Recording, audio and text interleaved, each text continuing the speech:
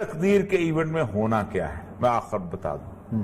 اس نے پاکستان کو بہت ہوشیار رہنا چاہیے. اچھا. اور اس جنگ سے بالکل دور رہنا چاہیے. دور رہنا چاہیے بالکل دور رہنا. اس کی ایک وجہ. اور اگر جنگ مسلط ہو گئی نہیں مسلط 10 دن میں جو لائن آف کنٹرول بس اس کی ایک وجہ یہ ہے کہ میں یہ سمجھتا ہوں جو رسول اللہ علیہ وسلم کی احادیث ہیں کہ خراب السند من الہند و خراب الہند من السند، کہ اگر اس وقت سمجھتے نہیں ہیں. آج سے تقریباً 40-50 سال پہلے، 70 سال پہلے، 80 سال پہلے جو سمجھتے تھے کہ انڈیا جو ہے اس میں ہندو جو ہیں اتنے سے تو کون بولتا ہے، ہندو تو آرام سے بیٹھے ہوئے پرسکون قوم ہے. تو وہ یہ اندازہ نہیں تھا کہ اللہ تبارک و تعالیٰ اس آخری غزوے کے لیے چیزیں تیار کر رہا ہے. اور اس میں 1925 میں جس وقت پاکستان کی لڑائی ہوتی ہے، ہم سندھ میں بستے ہیں تو ہماری تباہی آ جائے گی. اچھا.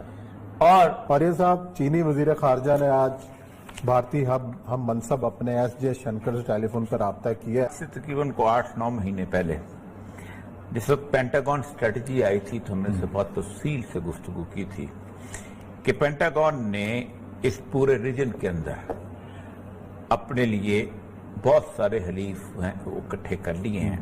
اور پینٹاگون یہ چاہتا ہے کہ کچھ بھی ہو جائے، چائنا بے شک اچھی پاور بنے، اکنامک پاور بنے، ان کے ساتھ اس کی اکانومی ترقی کرے، لیکن چائنا جو ہے وہ کسی طور پر بھی انٹرنیشنل مارکیٹ کو کیپچر کرنے کے لیے نہ آئے، خصوصاً وہ مارکیٹ جس کے اوپر اس وقت یورپ کا اور امریکہ کا قبضہ ہے، خصوصاً امریکہ کا قبضہ ہے. یورپ کے ساتھ چائنا نے بہت بڑا اس کے بعد ہوا یہ کہ جب پینٹاگون اسٹریٹجی آئی، اس میں سوائے پاکستان کے ہر ملک اس ریجن کے اندر موجود تھا، ایک پاکستان نہیں تھا اور ایک چائنا نہیں. صحیح. تو انہوں نے کہا کہ ہم نے کنٹینمنٹ آف چائنا کرنی ہے، اور یہ پالیسی جو ہے 2012 آنورڈ سے چلی آ رہی ہے، اور ہم بہت دفعہ ڈسکس کر چکے ہیں.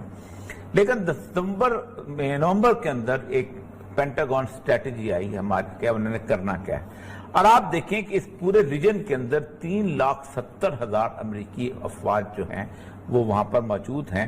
اور امریکہ نے کہا کہ یہ افواج کم ہیں، ہم چاہیں گے کہ ہمارے پارٹنر جن میں انڈیا ہے، جن میں بنگلہ دیش ہے، ان میں اور جاپان ہے، یہ بھی ہمیں کوئی فوجی نہیں تاکہ ہم اس کے اندر اس کو رکھیں.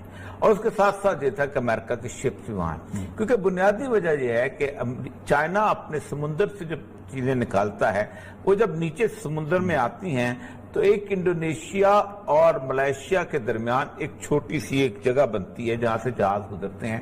یہ کوئی 15-16 کلومیٹر کی جگہ ہے، اس کو کہتے ہیں بلاکا کوریڈور. اس بلاکا کوریڈور سے وہ گزر کے وہ نیچے جاتے ہیں، اور اگر وہاں پر ایک بھی جہاز کھڑا کر دیا جائے تو اس کی حالت وہی ہوگی کہ جیسے ایران کی اسٹریٹ آف ہرمز کی ہے، کہ اس اسٹریٹ آف ہرمز پہ اگر ایک جہاز کھڑا ہو جائے تو پھر you a E who, Qatar who, Yemen who, blockage ہو جاتی ہے. پھر اور گوادر کی خوبی یہ ہے کہ گوادر اس بلاکیج سے باہر ہے، گوادر کھلے سی میں.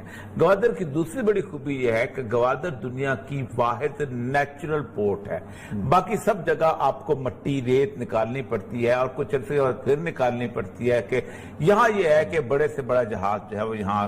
اس کے لیے انہوں نے کہا گیا کہ اب اس میں اس وقت دیکھیں ایک بات یاد رکھیں، امریکہ ہو یا نیٹو ممالک ہو، نیٹو ممالک کو شاید نہ چاہیں لیکن امریکہ صرف ایک کام چاہتا ہے کہ اس جنگ میں کوئی جیتے یا نہ جیتے لیکن جنگ ضرور ہونی چاہیے.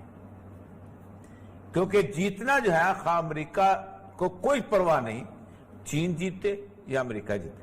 اور اگر جنگ چل پڑتی ہے اور جنگ اس لیول پہ آ جاتی ہے کہ دونوں ملکوں کا مفاد جو ہے وہ ٹکرا جاتا ہے اور ایک خطرہ پڑ جاتا ہے کہ چین اور انڈیا کے درمیان اگر لڑائی ہوگی تو پاکستان بیچ میں اس میں انگلف ہو جائے گا، اور پاکستان بیچ میں انگلف ہوگا تو پھر طالبان اور القاعدہ کی پوری کی بڑے اسٹیشن فوج آ جاتی ہے تو کشمیر، تو پھر ہم بیچ میں کود پڑیں گے اور پھر ہم یہاں پر آپ انٹرنیشنل فورسز اتار دیں گے اور فار دا پیس کیپنگ.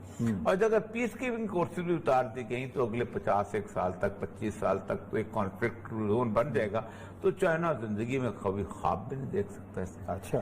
تو یہ ہے بنیادی منصوبہ. اس منصوبے کے اوپر انہوں نے انڈیا کو کہا ہے کہ آپ جناب آگے بڑھ کے نا اس پہ کچھ حرکت کریں. اب دیکھیں انڈیا جو ہے دو طریقے سے اس میں ریئیکٹ کر رہا ہے. پہلی تو بات یہ ہے کہ دونوں کا اگر ہم کمپیرزن کر لیں تو انڈیا کا جو بجٹ ہے وہ تقریباً $70 ارب ہے मिलिट्री बजट, और चीन का जो बजट है वो 200 इस वक्त जो है वो 178 अरब डॉलर है, तकरीबन 100 अरब डॉलर का फर्क है पर। अच्छा, इनको जो मैन पावर है वो 61 मिलियन है, ठीक है जी, 60 लाख के करीब, और उनकी 75 मिलियन के करीब है।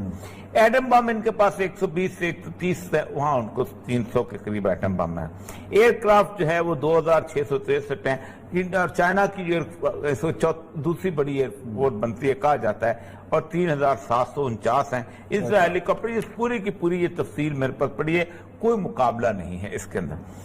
दूसरी चीज ये है कि चाइना के अंदर कोई कॉन्फ्लिक्ट जोन नहीं है। उन्होंने कहा कि ये जो भारतीय जनता पार्टी में आ गया कि इस खुफिया रिपोर्ट के तहत इन्होंने कश्मीर से अपने इंटेलिजेंस ऑफिसर्स को निकाल के चाइना में डाला था, और ये सारा इंडियन दिमाग के ऊपर था। तो इसका मतलब यह है कि वो मामला भी वहां खराब हो जाए। चाइना में कोई ऐसी अपराइजिंग वाली कैफियत नहीं है। फिर चाइना का जो एक जो हुआ है कि मोबाइल जो लाइफ स्टाइल है वो बहुत बदला है, उनका स्टैंडर्ड ऑफ लिविंग। सबसे बड़ी बात यह है कि जिस जगह पे इंडिया लड़ना चाहता है चाइना के साथ, दो जगह हैं। एक है उसकी आसाम की जिसे चिकन नेक कहते हैं, और दूसरा है इसका लद्दाख की। चिकन नेक को कहते हैं सिलगुरी कॉरिडोर, वो है बेसिकली नेपाल, बांग्लादेश, भूटान, और उसके बाद इसके इलाके के दरमियान एक बारीक सी पट्टी बनती है। आप ऊपर जाए ना तो वो पट्टी को 24 किलोमीटर की पट्टी है, और उस 24 किलोमीटर की पट्टी को अगर बंद कर दिया जाए तो इंडिया की 7 रियासतें ऐसी हैं जो इंडिया से कट जाए। लेकिन ये जो सारे जो दादा शुमार हैं इर्द गिर्द के भारत के जो तमाम मुल्क हैं भारत के खिलाफ। अच्छा, अब हुआ यह है कि जब इंडिया ने पंगे लेने शुरू किए, हुआ यह है कि इंडिया सिर्फ वहां पर जाके तो वहां अपनी कार्रवाई आगे करना, क्योंकि जाहिर बात है इंडिया सड़क बनाई उसने नेपाल में जाकर जिसमें रोला मचा। नेपाल के तो वो वाला था ना, वो क्या नाम है, बड़ी फेमस जो है काला पानी वाला, वो रोड बनाने की कोशिश की ताकि पादरी की जमीन। यही हाल इंडिया का है। इंडिया के अंदर जो जिन लोग हैं जो उनके जो हिंदुत्व के खास वो हैं, वो समझते ये हैं कि ये अब वो जंग आ चुकी है कि जिस जंग का हमसे कभी वादा किया गया था, और ये इनको पाक कर लेंगे। इस जंग में हमेशा होता यही है कि एक आदमी जो है जिसे कहते हैं कि अंधी कुएं में छलांग लगाने वाली बात। अब वो मोदी को बेसिकली तैयार किस लिए किया गया था? मोदी को इसी काम के लिए तैयार किया गया था, और उस तैयारी के पीछे आप देखें, ठीक है, एक तो इन्होंने तैयार किया ना, एक में अल्लाह तबारक व तआला की वो बुनियादी तौर पर जो स्कीम ऑफ द इवेंट है जिसको हम समझते नहीं है।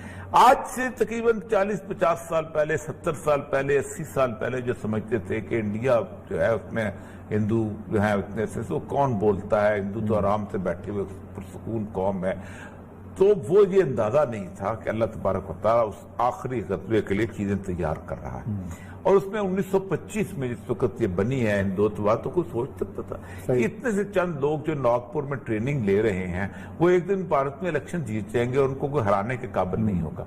इसी तरह पाकिस्तान के अंदर एक कैफियत ऐसी बन जाएगी।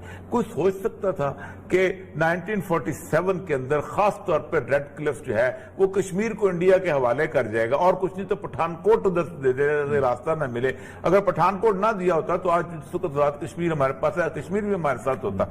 तो ये सारी स्कीम ऑफ द इवेंट जो है उसका इस मालिक के कायनात जो है वो बन रहा था। इस तकदीर के इवेंट में होना क्या है मैं आखिर बता दूं। इससे पाकिस्तान को बहुत होशियार रहना चाहिए। अच्छा। और इस जंग से बिल्कुल दूर रहना चाहिए। दूर रहना चाहिए, बिल्कुल दूर रहना। उसकी एक वजह, और अगर जंग मुसल्लत हो गई, नहीं मुसल्लत हो 10 दिन में जो लाइन ऑफ कंट्रोल बस उसकी एक वजह यह है कि मैं ये समझता हूं जो रसूल सल्लल्लाहु अलैहि वसल्लम की हादीस हैं कि खराब सिंध मिनल हिंद वो खराब अल हिंद मिनल सिंध, कि अगर इस वक्त